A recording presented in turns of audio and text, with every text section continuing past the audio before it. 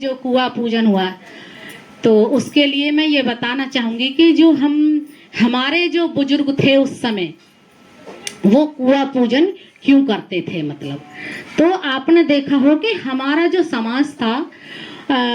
इतना मतलब अज्ञानता में डूबा हुआ था कि उनको जहाँ जो मिलता था उनको वही उसको ही वो भगवान मान लेते थे। तो जैसे हमें तो तालाब का पानी भी नसीब नहीं था, लेकिन जब हमारे लिए सम्राट अशोक के बाद जो कुएं खुदवाए गए तो उनका पानी हमें पीने को मिलने लगा। जब सम्राट अशोक का शासनकाल आया तो आपने देखा होगा जगह जगह प्याऊं और शिलालेखों पर मानव के कल्याणकारी जो सम्राट अशोक ने धम्म के तत्वों को वहां पे लिखवाया और 84,000 स्तूप उन्होंने बनवाए और उन पर धम्म के जो देशना थी, धम्म के जो तत्व था, धम्म का जो ज्ञान था उन शिलालेखों पर भी लिखवाया। तो हमें सम्राट अशोक के बाद जो वो कुओं का पानी मिलने लगा तो हमारा समाज इतना उस समय जागरूक नहीं था, तो उस पानी के लिए ही कि तालाब का पानी तो नसीब भी नहीं था, तो जो उसके बाद में पानी जो हमें मिला तो हमारे लिए जो कुएं से पानी हमें मिल रहा था तो हमने उसको ही अपना देवता मान लिया कि ये क्या है, ये हमारा जल देवता है। तो इस तरीके से नए नए उनकी शुरुआत होती चली गई। तो जब जैसे मैं मथुरा जिले से आती हूँ तो वहां पे मैंने देखा कि शादियों के मौके पर भी वो कुआं की वहां पे पूजा होती थी, है नहीं। और जैसे अगर कोई घर में कोई त्योहार ऐसे मनाया, बल्कि अब त्योहारों की भरमार ज्यादा है और हमारे 50 साल पहले की बात मैं बता रही हूँ, उस समय इतने त्योहार नहीं थे। जो अगर वो त्योहार थे भी तो उस कुएं की जो क्या बोलते हैं उसका मठ पर भी जो भी कुछ बनता था तो उसको वहां रख करके वो आते थे, क्योंकि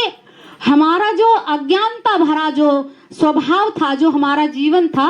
तो हम उनको ही जैसी जहां से जो थोड़ा सा कुछ मिला हमने उसको ही अपना भगवान इष्ट मान करके हम उसकी पूजा करने लगे। तो ऐसे कुआं पूजन की ऐसी वो परंपरा आई कि जो भी कोई खुशी का मौका होता था तो हम उसके पास जाते थे और वो वहां से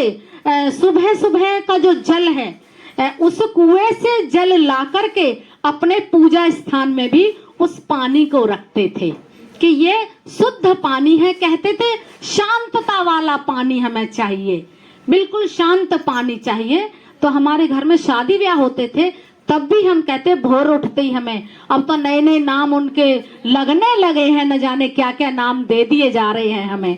तो वो जो एक भाव था उस समय का तो वो वहां पे निर्माण हुआ कि शांतता वाला पानी हमें चाहिए। तो हमने कुआं पूजन की परंपरा को भी स्वीकार कर लिया। फिर आपने देखा होगा कि जब बच्चा पैदा हुआ, जैसे हमारे घर में एक नया नवासा आया है, बच्चा आया है, तो जब जो दादी यानी परिवार के लोग तो उसको वो लगाते थे गेट पर ये गोबर का 24 तीलियों वाला वो ऐसे चक्र बनाते थे। तो वो हमारा था, वो हमारे बुद्धकालीन विरासत थी वो। तो वो जो चक्र बनाते थे और उसके पीछे जो स्वास्तिक था, स्वास्तिक का एक कोने पे हम बनाते थे उसको, और उसको इतना मन करके बनाते थे वो कि उसको फेंकते नहीं थे, फिर भी उसको संभाल के रखते थे क्योंकि वो हमारे धम्म का प्रतीक था। देखो हमारे लोग अज्ञानी तो थे लेकिन फिर भी जो बौद्ध धम्म का तत्व था, बौद्ध धम्म का जो कुछ परंपराएं जो थी उन्होंने उसको संभाल के रखा। और वो संभाल के इस तरह रखा कि हमारा जब कोई खुशी का मौका हुआ तो हमने उसको वहां पर रखने का वो काम कर दिया। तो वो जो आपने देखा होगा कि वो जो चक्र है, वो जो चक्र बनाया है वो धम्म चक्र का प्रतीक है, और जो स्वास्तिक बनाया है वो भी धम्म चक्र का प्रतीक है। तो ये हमें विरासत में जो मिली चीजें हैं, खत्म करना है जो धम्म के प्रतीक जो चले आ रहे थे। लेकिन जब बाबा साहब को लगा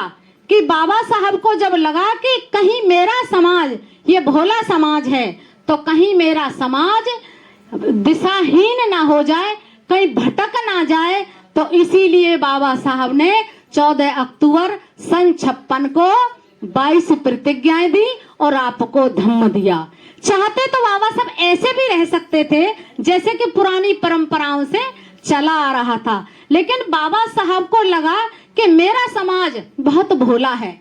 बहुत ही अज्ञानी है, ये थोड़ी थोड़ी अच्छी जिधर कुछ दिखता है उधर ही वो चला जाता है, वो अपने को सोचने के लिए वहाँ टाइम नहीं दे रहा है कि मैं जो कुशल क्या है, अकुशल क्या है, अच्छा क्या है, बुरा क्या है, क्योंकि जो उसका मानसिक लेवल है वो निचले स्तर पे होता जा रहा है। और मेरा ये समाज दो नाव में पांव रख करके चलेगा तो वो पार कभी नहीं हो पाएगा। इसीलिए बाबा साहब ने सारी परंपराओं को छोड़ा। चाहते तो वैसे ही रह सकते थे लेकिन वो ऐसे नहीं रहे, और इसीलिए आपको बुद्ध का धम्म उन्होंने दिया कि मेरा जो समाज का कल्याण होगा वो बौद्ध धर्म के लाने से होगा, यानी जो धम्म का बीज मैं अपने समाज में डालूंगा तो उस धम्म के बीज से मेरे समाज का कल्याण होगा। और बाबा साहब ने बहुत सारी चीजों को आपके सामने लिख करके दिया, और जो बीच में आपने ये पूजा भी ली है, त्रिशरण हुआ, पंचशील हुआ, तो इस सब को बाबा साहब ने पहले प्राथमिक नंबर पे रखा। फिर बीच में बाबा साहब ने 22 प्रतिज्ञाओं को दिया। 22 प्रतिज्ञाओं को इस कदर दे दिया कि अगर सही मायने में हमें लगता है कि हम बाबा साहब के अनुयायी हैं तो हमें 22 प्रतिज्ञाओं का पालन जरूर करना चाहिए। जब तक हम 22 प्रतिज्ञाओं का पालन नहीं करेंगे हम अम्बेडकरवादी कहलाने के अधिकारी नहीं हैं। क्यों मैं ये कह रही हूं? इसलिए कि इस समाज का,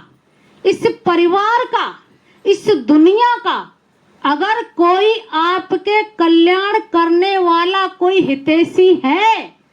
तो बाबा साहब अम्बेडकर है। बहुत सारे लोग आए और गए,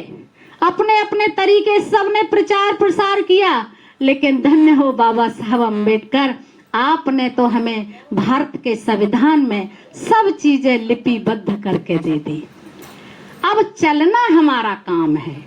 जब जब हम चलेंगे तब हमारा कल्याण वहां पे होगा। बाबा साहब ने बुद्ध की शिक्षाओं को जो माना है, वो जब लगा बाबा साहब को कि ये जो दुनिया है, ये पूरा संसार जो है, बाबा साहब चाहते थे कि पूरा संसार बौद्धमय हो, भारत के साथ साथ, और भारत के अलावा भारत में तो हम पिछड़ते जा रहे, लेकिन पूरी दुनिया में 55 देशों में धम्म का प्रचार प्रसार हो रहा है, यानी 55 देशों में धम्म चक्र गतिमान हो रहा है। लेकिन अब हम फिर लौटते हैं, जैसे मेरी पढ़ाई इंग्लैंड की जो मेरी आचार्य हैं उनके द्वारा हुई, वही आ रही हूँ वही आ रही हूँ, जल्दी 8 बजे मैं समाप्त कर दूंगी।